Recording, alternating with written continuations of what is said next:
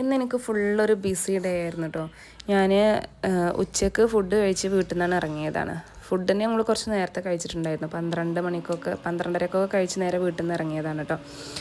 ഇരിങ്ങാട്ടിലേക്ക് ഇപ്പോൾ ഞാൻ മണലടിയിലാണ് ഉണ്ടായിരുന്നത്. ഇരിങ്ങാട്ടിലേക്ക് പോകേണ്ട ഒരു ആവശ്യം ഉണ്ടായിരുന്നു. അവിടുന്ന് കുറച്ച് സാധനങ്ങൾ എടുക്കാനുണ്ടായിരുന്നു.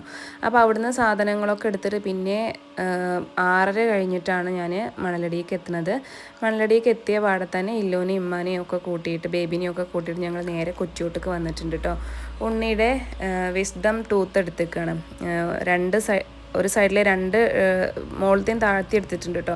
അവൾക്ക് കുറേ കാലമായിട്ട് അതുകൊണ്ട് നല്ല ബുദ്ധിമുട്ടുണ്ടായിരുന്നു, നല്ല പെയിൻ ഉണ്ടായിരുന്നു. വിസ്ഡം ടൂത്ത് വരുമ്പോൾ നമുക്ക് നല്ല പെയിൻ ഉണ്ടാവുമല്ലോ. അപ്പോൾ അത് സർജറി ചെയ്തെടുക്കല്ലാണ്ട് വേറെ നിവൃത്തിയൊന്നും ഇല്ല എന്ന് ഡോക്ടർ അന്നേ പറഞ്ഞിട്ടുണ്ടായിരുന്നു കേട്ടോ. അപ്പോൾ സ്കൂളൊക്കെ ആയതുകൊണ്ട് അത്യാവശ്യം റെസ്റ്റ് വേണ്ടതായതുകൊണ്ട് നമുക്ക് അങ്ങനെ എടുക്കാൻ പറ്റിയിട്ടുണ്ടായിരുന്നില്ല. ഇതിപ്പോൾ ഈ വെക്കേഷനിലേക്ക് അങ്ങനെ നീട്ടി വെച്ചതായിരുന്നു കേട്ടോ. ഇതാണ് എടുത്തിട്ടുള്ള അവസ്ഥ. മുഖമൊക്കെ ഒരു സൈഡ് നല്ല വീങ്ങിയിട്ടുണ്ട് കേട്ടോ. അപ്പോൾ ഇപ്രാവശ്യം വെക്കേഷന് അവൾക്ക് വാല്യുവേഷനൊന്നും വന്നിട്ടില്ല. അപ്പോൾ സൗകര്യമാണ് എടുക്കാനായിട്ട്. അപ്പോൾ ഓളത് എടുത്തിട്ടുണ്ടായിരുന്നു. അതുകൊണ്ട് ഓളയും കാണാൻ വേണ്ടിയിട്ട് ഞങ്ങൾ അങ്ങനെ വന്നതാണ്. അപ്പോൾ വന്നപ്പോൾ അത് അവിടെ വിഷു പ്രമാണിച്ച് പടക്കം ഒക്കെ വാങ്ങിയിട്ടുണ്ടായിരുന്നു കേട്ടോ. ബേബി എപ്പോഴും നമുക്ക് മണലടിയിൽ പടക്കം വാങ്ങാമെന്ന് പറഞ്ഞിരുന്നു. പക്ഷെ വേറെ ആരും ഉണ്ടായിരുന്നില്ല. ഞാനും ബേബി മാത്രമേ ഉണ്ടായിരുന്നുള്ളൂ. മനു ഇപ്പോഴാണ് വന്നത്.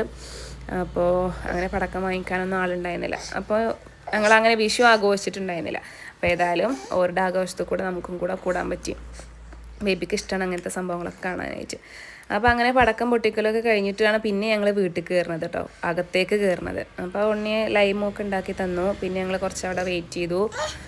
ആ സമയത്ത് കുട്ടികളൊക്കെ ടി വിയിൽ ഉറക്ക പാട്ടൊക്കെ ഇട്ടിട്ട് ഫുള്ള് ഡാൻസ് ആയിരുന്നു കേട്ടോ. ഇല്ലൂനെ ഞാൻ കണ്ടിട്ടേ ഇല്ല. ഇഷ ഉണ്ടെങ്കിൽ പിന്നെ ഓളെ നോക്കേണ്ട ആവശ്യമില്ലല്ലോ. പിന്നെ ഈ പാട്ടും കുട്ടികളൊക്കെ ആയപ്പോൾ ഒന്നും കൂടെ ആക്റ്റീവ് ആയിരുന്നു കേട്ടോ. പിന്നെ ഞങ്ങൾ പോകാനിറങ്ങിയപ്പോൾ ഫുഡ് കഴിച്ചിട്ട് പോയാൽ മതി പറഞ്ഞിട്ട് അങ്ങനെ ഫുഡ് കഴിക്കാൻ വേണ്ടിയിട്ട് വെയിറ്റിംഗ് ആണ്. ആ സമയത്ത് മില്ലവിടെ പോയി സ്വിച്ചുമ്മയൊക്കെ കളിക്കുന്നുണ്ട് കേട്ടോ.